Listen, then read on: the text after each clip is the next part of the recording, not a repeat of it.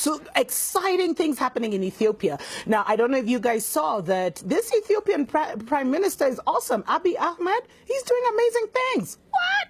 So, he has revoked some land, and I'll be getting into that shortly. But the other big news that he has done is he has actually, so he created his cabinet, his ministers, etc. 50% of them are women, and he did that because he believed that not only does he need to start changing the psyche and kind of idea of women in his nation, but he also stressed that he hired 50% of women to his cabinet because he believed the women were more honest, more hardworking, and less corrupt. Hey, those are the words from the prime minister, not from me, so don't be saying I'm biased, but I was just like, yes! So amazing, because he was just like, we need to start changing the psyche of, you know, of men in Africa, basically, and men in his nation, to start seeing that women are just as capable to lead. And you know what, this is really exciting, because when we hear about, you know, we're in the end time dispensation, you know, this show is prophetic, so I really do talk a lot about this. It has always been said that the Most High would raise an army of women.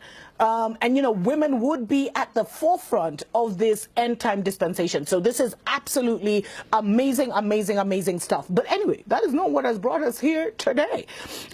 He actually took some land back. So the Ethiopian Prime Minister has taken back 412.6 hectares of land which were held by investors. 95 individuals and businesses were affected, and it included for Ethiopian-born Saudi billionaire Mohammed Hussein Al-Amodi. He had 55 companies associated with his with Midrock, and Midrock is basically the Mohammed International Development Resource Organization.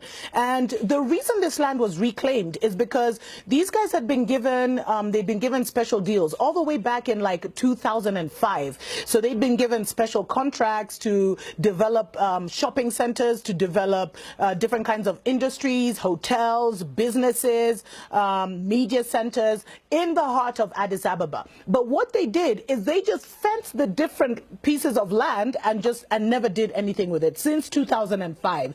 And so, you know, Addis Ababa has 4 million residents, and these plots, which are in real prime locations, have not been used. And the agreement was that not only would they create these industries, but they create jobs for the at least some of the 4 million youth living in Addis Ababa. It never happened. And so the government took it back. This is awesome. Now, 19 Ethiopian government agencies were also affected. That's ironic. 18 companies which were related to African diplomats or foreign African governments, and also had their licenses revoked. And but the hardest hit was this, you know, Saudi-born. He's not even a prince. He's just a billionaire Saudi, you know, Ethiopian-born Saudi. He had been given 33,000 square feet in the heart of Addis to build a city center, and it never happened. So this is really exciting, and this just shows you that, you know, things are happening on the continent. Things are happening. And we must remember that, you know, the reason Prime Minister Abiy Ahmed actually came into power was because of this land issue. It was because of not just in Addis, but in the country. It was partly because he represents the biggest tribe in Ethiopia, the Oromo, and they have been politically and economically disadvantaged for way too long. And also, he wanted to now sort out this land issue and a lot of the discrimination that had been happening. And that was his mandate. And since April, he's been doing things. Anyway, I'll be sharing more right after this. Wake up, Africa! Welcome back to the Dr. Mumbi Show. My name is Dr. Mumbi Saraki. Africa Watch. Exciting things happening in Ethiopia. Abiy Ahmed, since he came to power in April, you know, he's only been there for a few months, but he's been doing so many things, and he's been really, really moving to fulfill his mandate. Now, for you guys who don't know, there had been a lot of anger over the land expropriation and unfair compensation in Ethiopia. And actually from 2014, it led to protests, and later a state of emergency was actually declared. And eventually, you know, the former prime minister, he actually had to resign because things got so thick. And in April of this year, Abiy Ahmed was elected as prime minister, and we saw so many things changing, you know. And it was great that the former prime minister actually resigned, because there had been 3 years of protest by the Oromos, and they'd been protesting that they'd have been economically and politically marginalized for way too long, even though they represented the majority, you know, the biggest tribe in Ethiopia. And, you know, so Abiy Ahmed was brought in on this mandate of addressing the political and economic marginalization of his people, and also addressing the issue of land. Now, Addis Ababa, and also actually, addressing the Eritrea question. And we saw him. I mean, it was amazing. We've seen him do so many amazing things. So first, he actually went to Eritrea for the first time ever, ended that feud where guys, literally families living across the border, had not seen each other for decades because of the tension that was there between Eritrea and Ethiopia. That ended. You know, we saw guys hugging up on each other, and that thing, you know, the Eritrean embassy in Ethiopia was reopened. I don't know if you remember those old cars that hadn't been touched for like 2 decades. All of that shifted rather rapidly. And then we saw him go to the U.S. And on his U.S. tour, he actually held, like, he was like a rock star, man. He was like a superstar. He held this huge meeting in Michigan. And Michigan has one of the biggest Ethiopian populations in the U.S., where he called on, you know, Ethiopian first, second, third generation to come back home to Ethiopia. And it was epic. And, you know, not just Ethiopia, but a lot of African nations, their biggest contributions to their, you know, to their national budget, to their development, actually comes from the foreign, you know, their diaspora sending money home, remittance. So remittance in many countries, not just Ethiopia, but even here in Kenya, remittance is higher than some of the loans that these African presidents get from different countries. So he was just like, if we could harness these, it would be absolutely amazing. And you know what? Abiy actually means, okay, his name is short for Abiyot, and it actually means revolution in Amharic.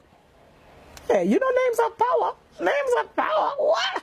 And he was, this name, I mean, it's a common name in Ethiopia, was given to children in the aftermath of the Derg Revolution around 1974. He's also a young president. He's in his early 40s, so this is absolutely huge. And we're seeing so many things. He's released prisoners from this, you know, from jail, a lot of political prisoners from his community. And I'd mentioned the thing of hiring 50% of women, but mostly the fact that he's doing this land, reclaiming this land, is absolutely huge. And it has his people so excited, because it shows that all these foreigners who've been sitting on land in Addis and in other places, it's not going to happen anymore. And there is a really exciting thing. Oh yeah, by the way, so we're done with the land thing. Absolutely amazing. Congratulations to Abiy Ahmed. But now, so there was a weird situation that happened in Addis the other day. A contingency of military personnel rocked up to the parliamentary building. It's a massive, you know, lavish place. They rocked up and they demanded to see the prime minister, and they came with their weapons. So who knows what was going on? Were they planning to take over the government? Who knows? But anyway, this guy has skill, man. He has political skill. So first, of course, the whole area was cordoned off, and then they were told to leave their weapons at the gate. So after like 2 or 3 hours, they finally got to see the prime minister. And you know what? He was like, for bringing weapons, you guys are going to do 10 push-ups. Anyway, so they all did push-ups. You can see it here. It was actually kind of cool. They all did their little push-ups. He did them with them. I think 10 push-ups or 5 push-ups for them coming, you know, breaking a military order, because you're not supposed to go and see the chief of defense or whatever, the chief of the armed forces, with your guns and your weapons. Like, huge faux pas, huge break of protocol. But he was able to defuse the situation, and guys have really gotten excited about how he handled that whole thing. Everybody did a few push-ups, everybody was here.